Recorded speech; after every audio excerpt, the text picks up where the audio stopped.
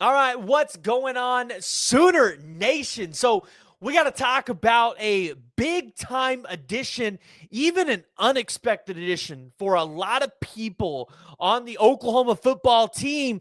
Actually, for the Oklahoma defensive side of the ball, on the defensive line. Yeah, that's where it was. It was an unexpected addition for a lot of folks. You've seen a lot of players in Oklahoma athletics toy with the idea of potentially playing football as a second sport.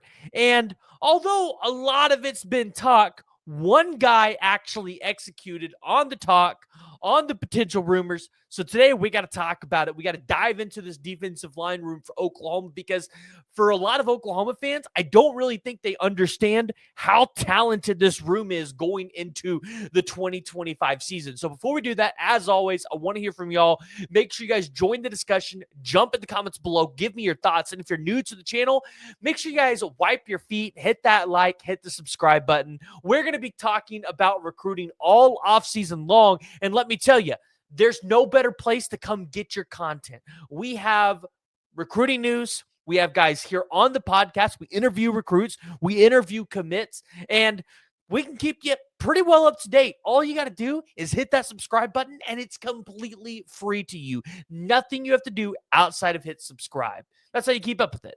But we got to talk about Jacob Henry. So if you were living under a rock and you haven't seen any of the news, because maybe you just, hey, you were kind of disappointed with how Oklahoma's season kind of went in football.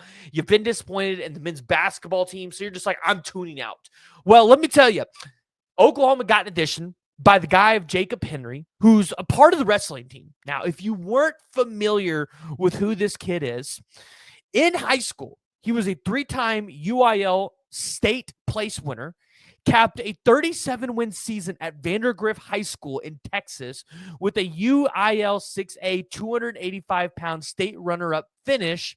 And in 2023, he was the Texas USAW freestyle champion. And in 2023, he was the 6A 150-pound champion. Also competed in football, track and field, earning a 3-star rating from 247 Sports as a defensive lineman. Now, his dad is a notable WWE star, former WWE star.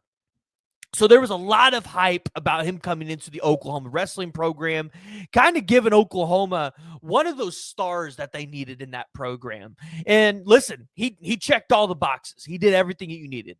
But there was still kind of over the past year some rumblings, right? Like, oh, well, what did Jacob Henry want to come play on the defensive side of the ball for Oklahoma, if that's what he did in high school, right? And then you saw a guy by the name of Bruno, and I believe it's Navani. He plays for the OU men's tennis team, and he put out a tweet that said, I've been seeing the comments on the post lately. If we can get up to 500 people in our match tomorrow against Cornell, I'll try out for the football team. And let me tell you, if you guys have not seen Bruno looks like a linebacker. This dude looks like a guy that could play for Brent Venables in this defense. So when Bruno tweeted this out, Jacob Henry had to tune in. Now, again, at the time, I don't think a lot of people expected Jacob Henry to join the football team. But then the other day, Jacob Henry tweets out a picture with his name on a locker right next to Trent Wilson. And in fact, even updated his bio to reflect being a defensive lineman at the University of Oklahoma. Now, why is this significant? Why is this important? And I think it's important because Oklahoma fans need to understand kind of where the state of the program is at in terms of what that defensive line room looks like. And I was going over this with Jay the other day. We were talking about this in a green room. And yeah, I'm a little late to get into this news, but so what? Who cares, right? We've had a lot of stuff going on, so it's been a little hard to get content out. Right now in this defensive line room, you're losing a guy like Dejon Terry, but you retained a Dominic Williams. So we're talking about interior. We're not talking about defensive ends. You only took Trent Wilson in the 2024 class or 2025 class. You needed to take potentially 2 guys. So Jacob Henry potentially gives you more depth and a guy that you could potentially build upon. And by maybe his junior or senior season could play some meaningful snaps for you at the University of Oklahoma. But right now, your defensive line room looks like as follows: Dominic Williams, Jaden Jackson, Grayson Halton. I think those are your three guys that start for you. I think those are your three guys that probably play the most snaps and carry you on that interior defensive line. But then you look at a guy like David Stone, Marcus Strong, Trent Wilson. I think those are three guys that are probably the future of this defensive line. Three guys that can step up when Dominic Williams and Grayson Halton ultimately go to the NFL draft to get drafted after this 2025 season. And then you've got really good pieces back there to be in that 2 or 3 deep rotation.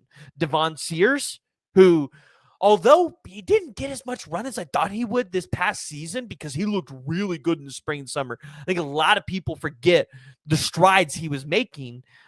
You've also got a guy like Ace Hodges, who was an in-state guy. A lot of people just overlooked him, but you've heard a lot of really good things. You had the incoming transfer this past year, David, and I believe it's Roai.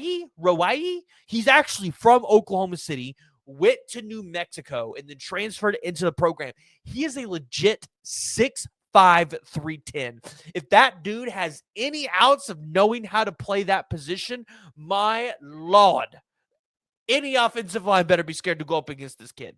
And then obviously you add Jacob Henry into the mix. So you add in some really good depth. And when you go look at Jacob Henry, he was getting interest from Power 4 schools like the Ole Misses, like the Oklahoma States, right? There were other schools that were Power 4 schools that had interest in him that he took visits to on the recruiting trail as a defensive lineman. And you saw 247 had him as a 3-star. So they at least thought he could play the game at some level. It's not like he was an unranked kid.